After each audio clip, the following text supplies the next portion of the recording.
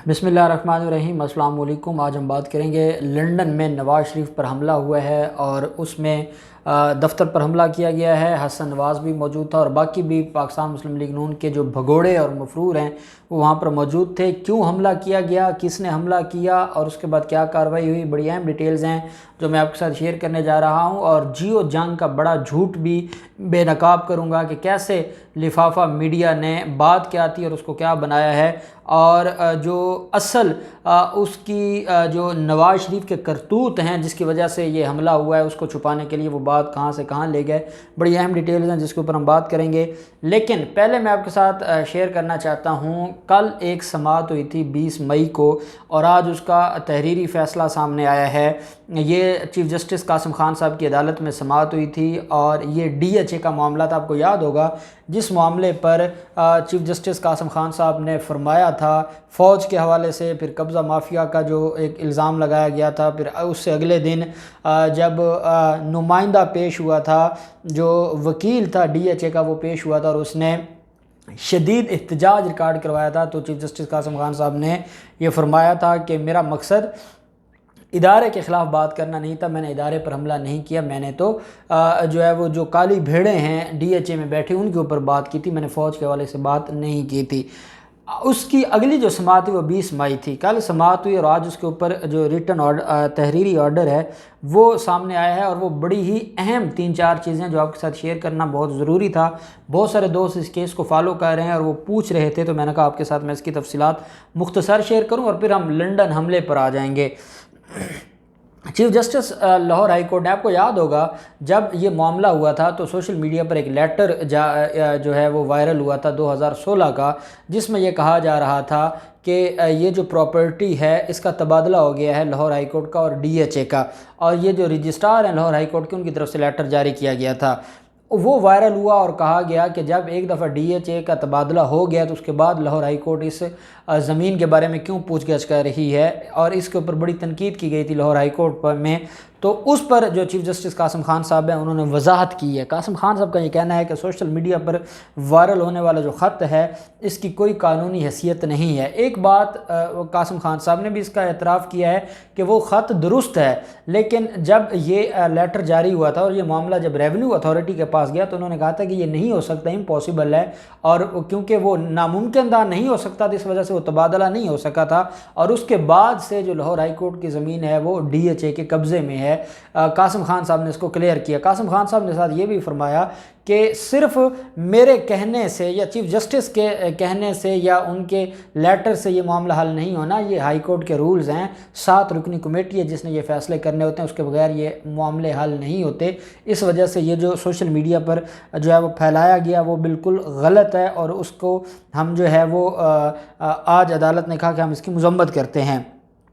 साथ ही जो है वो जो DHA के वकील हैं आमिर सईद रिजवान, उन्होंने जिस दिन पहले समाअत हुई थी तो उससे अगले दिन एक जो है वो सोशल मीडिया पर एक पोस्ट की थी और जिसमें उन्होंने DHA की जानिब से अदालती ज़मीन पर कब्ज़े के रिमार्क्स की नफ़ी की थी। और उन्होंने ये कहा था कि लाहौर हाई कोर्ट ने ये नहीं कहा कि लाहौर हाई कोर्ट की ज़मीन पर DHA ने कब्ज़ा किया हुआ है। तो DHA के वकील आमिर सईद रिजवान के इस पोस्ट पर भी लाहौर हाई कोर्ट ने आमिर सईद रिजवान को सही वहाँ पर जो है वो उनकी जो है वो उन पर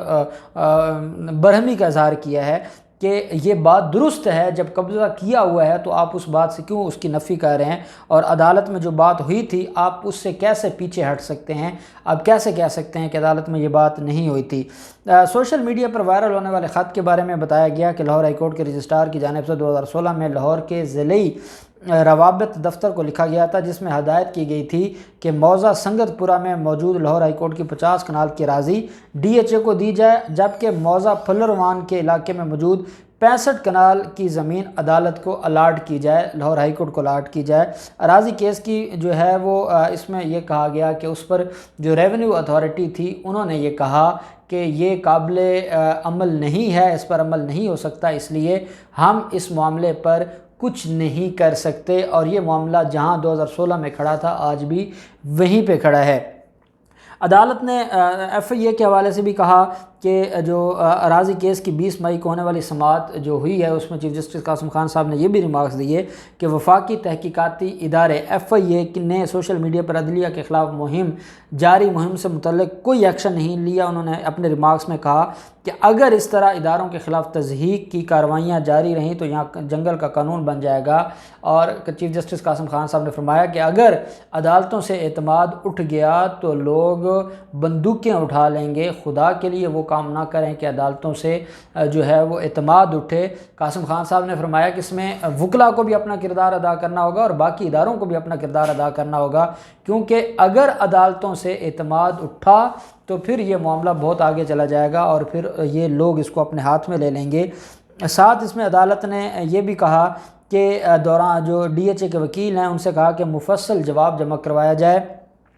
ایک تو یہ معاملہ ہے کہ جو محکمہ اوقاف کی زمین کا آپس میں تنازع تھا اور جس کی بنیاد پر یہ بیسیکلی کیس آیا تھا، ایک تو چیف جسٹس قاسم خان صاحب نے کہا ہے کہ DHA یہ کلیم کر رہا ہے کہ 2009 سے ان کا قبضہ ہے۔ عدالت نے کہا کہ وہ جو 2009 سے قبضہ ہے اس کی آپ رپورٹ عدالت میں جمع کروائیں اور پتہ چل جائے گا کہ آپ کا قبضہ ہے یا نہیں ہے، اور اگر آپ کا قبضہ نہیں ہوگا تو پھر میں آپ لوگوں کو نہیں چھوڑوں گا اور میں آپ لوگوں کو جیل بھجواؤں گا۔ دوسرا جو ہے وہ قاسم خان صاحب نے رپورٹ بھی محکمہ ریونیو سے طلب کر لی ہے، وہ اس معاملے پر جو لاہور ہائی کورٹ کا اور DHA کی زمین کا ایشو ہے اس پر جو ہے وہ رپورٹ طلب کر لی ہے، اور اب اگلے ہفتے اس کے اوپر سماعت ہوگی۔ دوران سماعت 3 سے 4 لوگ بھی کھڑے ہو گئے تھے، ایک عورت روشنوں پر آ گئی تھی، اس نے عدالت سے کہا کہ DHA نے ہماری زمین پر بھی قبضہ کیا ہوا ہے اور DHA نہ صرف ہماری زمین پر قابض ہے بلکہ ہمارے ساتھ وہ وہاں پر جو ہے وہ زیادتی بھی کر رہا ہے، ظلم بھی کر رہا ہے اور ہماری زمین پر قابض بھی ہے۔ عدالت نے کہا یہ کوئی طریقہ نہیں ہے کہ آپ روسٹم پر آ کر، یہ ہائی کورٹ ہے، کوئی سول عدالت نہیں ہے کہ آپ شروع ہو جائیں، آپ کو کوئی ایشو ہے آپ درخواست فائل کریں، آپ اس کیس میں درخواست فائل کریں، آپ پٹیشن فائل کریں اور اس کے بعد عدالت آپ کو سنے گی۔ اس طریقے سے یہاں پر کھڑے ہو کے بغیر کسی بات کے، بغیر ثبوتوں کے الزام لگانے کی اجازت عدالت نہیں دے گی۔ اب اس پر اگلے ہفتے سماعت ہونی ہے اور یہ معاملہ بڑا دلچسپ ہوتا جا رہا ہے، اور اب دو بڑے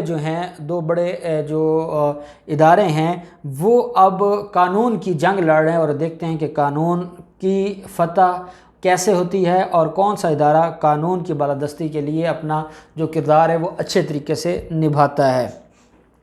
دوسری طرف جو معاملہ ہے نواز شریف کا، آپ جانتے ہیں کہ نواز شریف لنڈن میں ہیں، وہ مفرور ہیں، ان کے ساتھ عابد شیر علی بھی موجود ہے لنڈن میں، اسحاق ڈار بھی موجود ہے اور حسن نواز بھی، اور وہ وہاں پر اپنے بزنس کو دیکھ رہے ہیں، کوئی بیماری نہیں ہے، کوئی کسی طرح کا ان کا جو ہے وہ وہاں پر